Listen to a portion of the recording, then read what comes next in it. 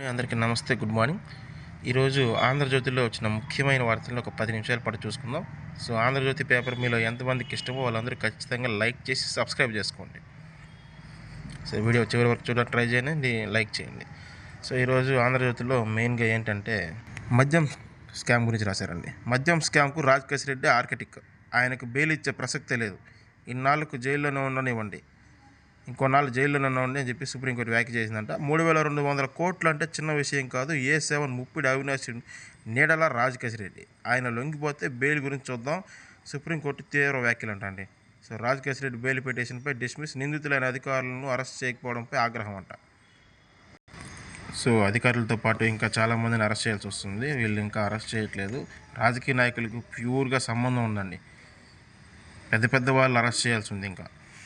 So అట్లాగే వేల కోట్ల మద్యం కుంభకోణంలో వ్యవహారంలో కీలక నిందితుడు రాజకేశ్ రెడ్డికి సుప్రీంకోర్టులో ఎదురు దెబ్బ తగిలింది. ఆయనకు బెయిల్ ఇవ్వడం కుదరదని సర్వోన్నత న్యాయస్థానం తేల్చి చెప్పింది. మద్యం స్కామ్ రూపకర్త ఆర్కిటెక్ట్ ఆయన తేల్చి చెప్పింది. మరికొంతకాలం జైల్లోనే ఉండనివ్వండి అంటూ తీవ్ర వ్యాఖ్యలు చేసిందంట. సో లేని పక్షంలో రాజకేశ్ రెడ్డికి అత్యంత సన్నిహితుడైన A7 ముప్పిడి అవినాష్ సరెండర్ అయ్యేలా చూడాలని చెప్పేసి నిన్న భారీగానే వ్యాఖ్య చేసిందనమాట. ఇంకా కూడా మద్యం స్కామ్ జరగలేదు అనే వాళ్ళకి బుర్రలేనట్టు అర్థం. సో ఒకవేళ అలా అనుకున్నారనుకుని వాళ్ళు కూడా చేశారని అర్థం. సో ఇక టార్గెట్ 2029 ఎన్నికలకు ఇప్పటి నుంచే సన్నద్ధం. పొలిటికల్ గవర్నర్కు సీఎం శ్రీకారం. శాసనసభ్యుల పనితీరుపై 360 డిగ్రీల స్కానింగ్. లోటుపాట్లను వివరిస్తూ పనితీరును విశ్లేషిస్తూ లోక్సభ నియోజకవర్గ వారిగా విశ్లేషణ అంటండి. సో 2029కి ఇప్పటి నుంచే సన్నద్ధం చేశారంట, పొలిటికల్ గవర్నర్ స్టార్ట్ చేశారంట. సో కొంచెం రకంగా కొత్త అనుకోవచ్చు ఇది. ఎమ్మెల్యేలు, కలెక్టర్లు, ఎస్పీ, ఇన్ఛార్జి మందితో భేటీ. మచిలీపట్నం ఎంపీ స్థానంతో శ్రీకారం. పామర్రు, పెనమలూరు, గుడివాడ పనితీరుపై సంతృప్తి. మచిలీపట్నం, గన్నవరం, పెడనలో మెరుగుపడాలంట. సో ఆవెనగడ్డలో ఎవరి దారి వారిదే అన్నట్టు ఉందంట. సో దాన్ని సరిదిద్దుకోవాలని చెప్పి నిన్న సీఎం గారు మాట్లాడారు. ఇక ఇన్ఛార్జి మంత్రి వాసంశెట్టి శ్రీ పనితీరుపై పెదవి విరుపు అంటండి. అన్ని కోణాల్లో విశ్లేషించి ప్రోగ్రెస్ రిపోర్టులు తీసుకుంటాం, కీలక అంశాలపై సూక్ష్మ పరిశీలనలో సూచనలు చేస్తామని చెప్పి నిన్న చంద్రబాబు నాయుడు గారు మాట్లాడారు. అట్లాగే ఆరోపణలు చేయడం, పారిపోవడం, మండలంలో విపక్ష నీతిపై లోకేష్ ధ్వజం, రియల్ ఎస్టేట్ సంస్థలకు భూ పందేరం అని చెప్పేసి వీళ్ళు విపక్ష పార్టీలు మాట్లాడారనమాట. సో ఎందుకంటే వాళ్ళకి లోకేష్ గారు 99 పైసలకే భూమి ఇచ్చారనుకోండి, కంపెనీలు వస్తాయి, పెట్టుబడులు వస్తాయి, దాని ద్వారా యూత్కి ఉద్యోగాలు వస్తాయి. ఎవరైతే ఉద్యోగాలు వచ్చాయో ఆ ఫ్యామిలీలో ఉద్యోగం వచ్చిన ఆ అబ్బాయితో పాటు వాళ్ళ అమ్మ వాళ్ళని కూడా మారి ఓట్లు వేస్తారు కదా. సో రాజకీయంగా కొంచెం ప్రయోజనం వస్తుందని చెప్పేసి వీళ్ళు దాన్ని ఆపడానికి విధాలా ప్రయత్నిస్తున్నారు. డెవలప్మెంట్ ఆపడానికి ఒక రకంగా యుద్ధం చేస్తారు అనుకోవచ్చు. సో అంబటికి మళ్ళీ రిమాండ్. లాటరీ కేసులో ఈ నెల 26 వరకు విధించిన గుంటూరు కోర్టు రాజమండ్రి జైలుకు తరలింపు. నిన్న బెయిల్ వచ్చిందని చెప్పేసి ఒక కేసులో వాళ్ళ కూతురు బాగా లడ్డూలు, స్వీట్స్ అన్నీ పంచుకొని టపాసులు గెలిచారండి. సో అది 1 అవర్ కూడా వాళ్ళకి ఆ సంతోషం లేకుండా పోయింది. సో మళ్ళీ 14 రోజులు రిమాండ్ ఇచ్చారనమాట. అంటే నిన్న చూశారంటే ఆయన కోర్టుకు తీసుకెళ్ళేటప్పుడు తగ్గేదిలే అన్నారు, అంటే బెయిల్ వస్తుందని బాగా నమ్మకంతో ఉన్నారనమాట. సో మళ్ళీ కోర్టు 14 రోజులు మీరు లోపలే ఉండాలని చెప్పేసి తీర్పిచ్చింది. రాజమండ్రి జైలుకి తరలింపు. టికెట్ల విక్రయం లక్కీ డ్రా వీడియోలను జడ్జికి అందించిన పబ్లిక్ ప్రాసిక్యూటర్స్. 5 రోజుల కస్టడీ కోసం పోలీసులు పిటిషన్. బెయిల్ పిటిషన్ దాఖలు చేసిన రాంబాబు. సో పోలీసులు ఏం చేస్తున్నారంటే ఆయన కస్టడీకి తీసుకొని ఆయన కొంచెం 3rd డిగ్రీ లాంటిది ఏదైనా ట్రై చేద్దామని అనుకుంటున్నారనమాట.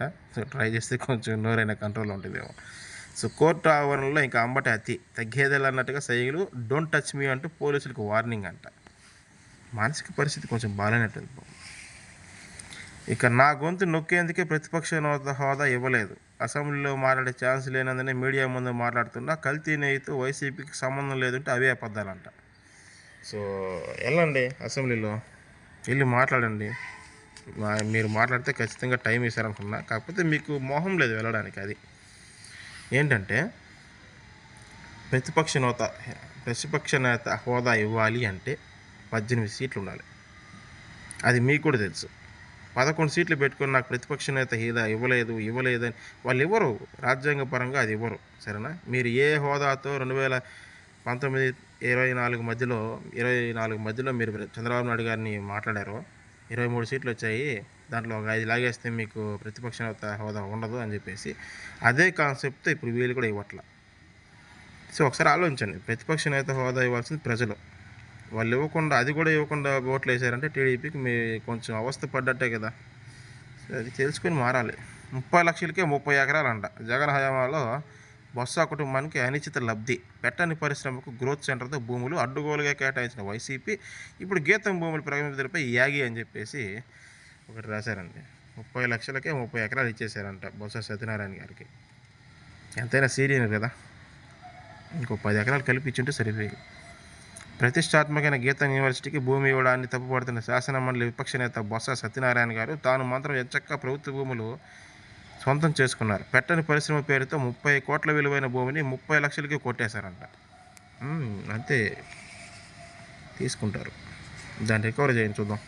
సో మరో 114 రఫేల్స్ వాయుసేన కోసం 3.25 లక్షల కోట్లతో కొనుగోలు. రక్షణ ఉత్పత్తులపై సేకరణ మండలి ఆమోదం. నేవీ కోసం P-8I సముద్ర నిఘా విమానం. మెరైన్ గ్యాస్ టర్నల్తో ఆధారిత ఎలక్ట్రికల్ పవర్ జనరేటర్. సైన్యానికి ట్యాంక్ విధ్వంసక వైభవ్ మైన్స్ అంట.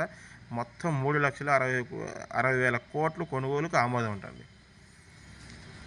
ప్రధాని నేతృత్వంలో CCS అంగీకారం లభించగానే కొనుగోలు షురూ చేస్తారంట. 8 డార్నియర్ విమానాల కోసం హోల్తో రక్షణ శాఖ ఒప్పందం అంట.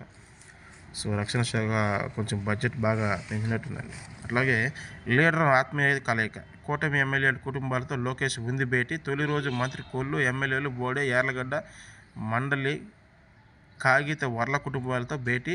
చీఫ్ విప్ జీవి ఆంజనేయుల కుటుంబంలో హాజరు. ఆయా ప్రజాప్రతినిధులతో వినతుల స్థితిపై నివేదికలంట. ఇంకా చూసుకుంటే కల్తీ నెయ్యి వ్యవహారంలో మరో వికెట్. టీటీడీ, FA అండ్ CAOపై చర్యలు. ఈవో ఆదేశాలతో సెలవుపై బాలాజీ. ఇప్పటికే సింగాల్పై బదిలీ వేటు కాదండి, ప్రతి ఒక్కరిని అరెస్ట్ చేసి లోపల ఆ కేసులో ఉన్న దోమతో కూడా అరెస్ట్ చేయండి, అప్పుడు ఒప్పుకుంటాం. వైష్ణవి ట్యాంకర్లకు అడ్డుగోలు పర్మిట్లు. కావలి మార్కెట్ ఉద్యోగి సస్పెన్షన్ అంట. నాయుడుపేటలో ఉన్నప్పుడు జారీ. సిట్ సిఫార్సు మేరకు ఇప్పటికే మరో 5 పైన చర్యలు కాదు, ప్రతి ఒక్కరిని అరెస్ట్ చేస్తేనే అది న్యాయం జరిగినట్టు అనమాట. సో ఇక హైకోర్టు అదనపు న్యాయమూర్తిగా బాలాజీ మెడిమల్లి ప్రమాణం చేసిన చీఫ్ జస్టిస్ ఠాకూర్ అంటండి. సో హైకోర్టుకి కొత్త జడ్జి వచ్చారంట, బాలాజీ మెడిమల్లి ఆయన. సో ఆయనతో నిన్న సుప్రీంకోర్టు జడ్జి ప్రమాణం చేయించారండి. రాహుల్ గాంధీ సద్భుతం రద్దు చేయండి. దేశాన్ని అస్థిరపరిచే కుట్ర చేస్తున్నారు. రహస్య విదేశీ పర్యటనలతో ముప్పు. రాజ్యాంగ వ్యవస్థను దిగదార్చుతున్నారు. వ్యవహార శైలిపై దర్యాప్తు జరిపించండి. స్పీకర్కు బీజేపీ ఎంపీ నిశికాంత్ దూబే లేఖ రాశారంటండి. సభా హక్కుల తీర్మానంపై మనసు మార్చుకున్న బీజేపీ. స్పీకర్పై అవిశ్వాసము మార్చి 9కి పరిశీలన. చూసుకోండి.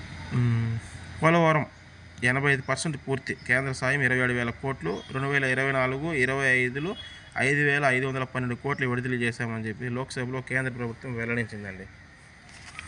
సో అది ఆంధ్రజ్యోతిలో వచ్చిన ముఖ్యమైన వార్తలు. సో చివరి వరకు చూసిన ప్రతి ఒక్కరికి కూడా థ్యాంక్స్ అండి. లైక్ చేసి సబ్స్క్రైబ్ చేసుకోండి.